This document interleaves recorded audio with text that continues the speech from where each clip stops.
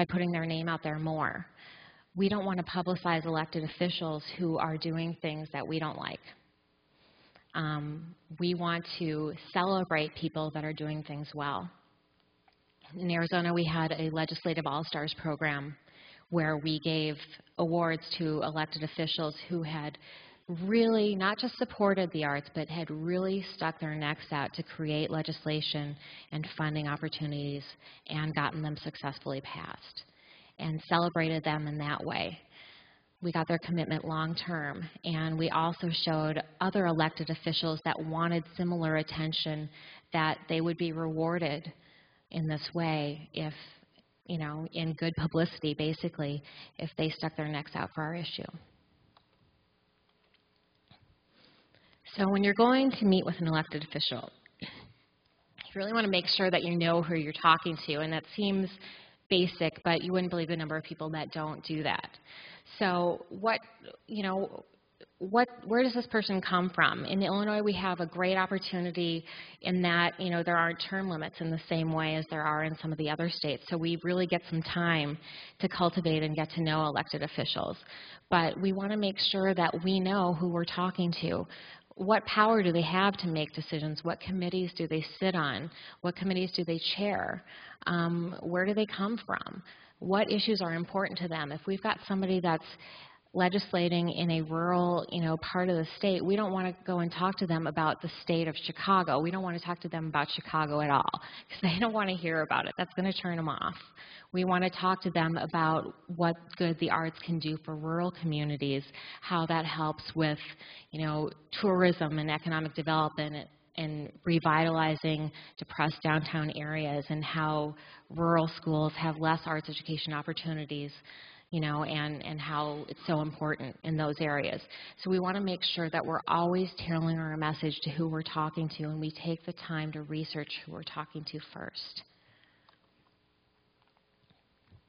It seems like a simple issue, but you know, even if you're not a suit person, if you've got a meeting with an elected official, you got to wear a suit or you got to dress up, and you got to play the part. You know, you don't bring a basketball to a baseball game. You're playing the game, you're playing your part, and you're doing this remembering that the whole reason you're doing this is to get things done, and this is how you get things done. So talking about knowing your elected officials,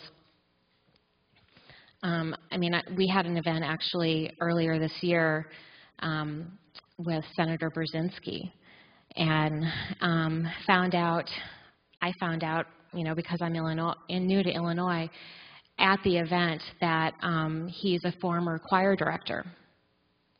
Who would have known? So luckily, just by happenstance, the event that we had with him was in a school, and he had the opportunity to go there and meet with principals and talk to art teachers and talk to kids about their projects, and he loved it. It was a great experience for him. So again, you want to tailor your event and your experience and your conversation to the person that you're talking to. You know, we may think of these guys as being a lot different from us, and, you know, we want to go in there and we want to push our issue hard, and certainly we want to accomplish our goals, but we want to make sure that we're not going in there with a canned message. And we've got to remember that everyone that we're talking to is a complex human beings with a number of different interest areas and concerns that we have no idea about because it's not a part of their campaign platform.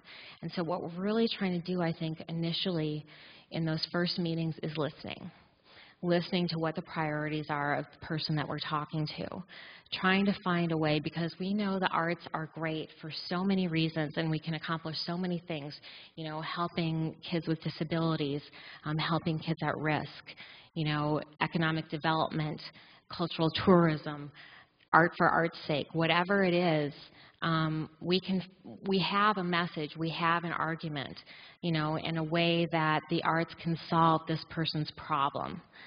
You know, everybody has their priorities, you know, when they're going into office, and we want to make sure that we're connecting to those priorities and that we're, you know, having the arts be a solution for them.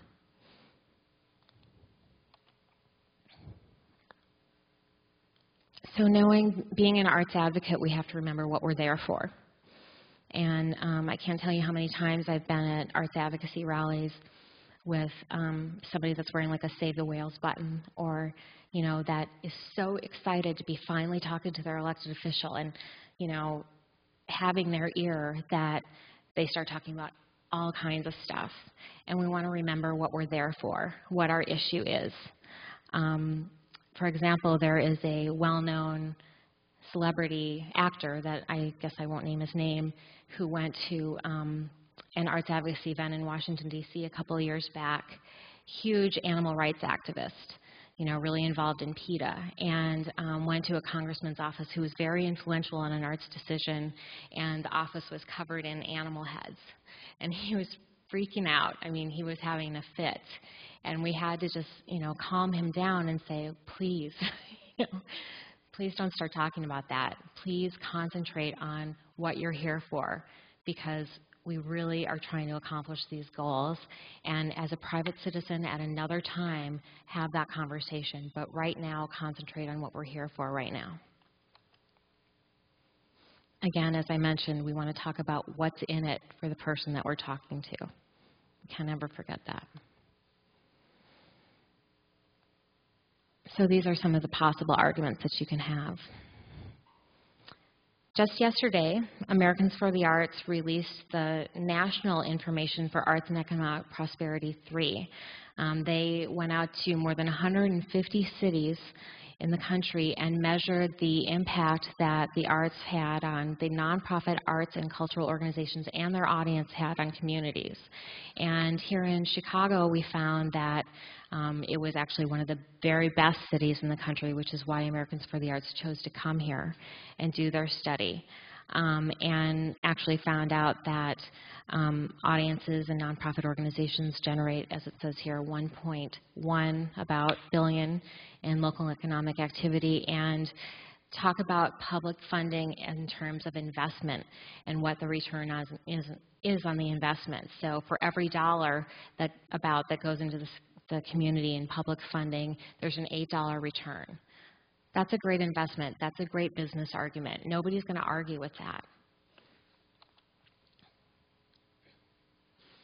This is from a creative industry study, and they actually used Dun & Bradstreet numbers, which is a global financing firm, to measure how many jobs the creative industries, and that's both for-profit and non-profit arts-related businesses, create in communities. So that's everything from your local nonprofit theater company to a Broadway show to a art gallery to a photo studio to an architectural firm. And they're very conservative numbers because a lot of individual artists or small organizations or arts educators don't register for Dun & Bradstreet numbers, but this can be very convincing as well.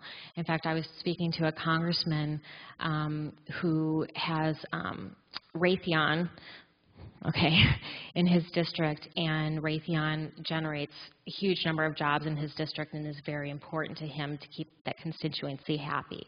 And he said, wow, the arts provide just as many jobs as Raytheon does in my district. Huge light bulb going on over his head. That's a strong, large, valuable constituency. Those are people that I need to make happy, and those are people that need to receive great public policy and public funding for this effort. Cultural tourism argument. We know all this stuff, at-risk youth. This is one that's being used more and more, and that is a great connection for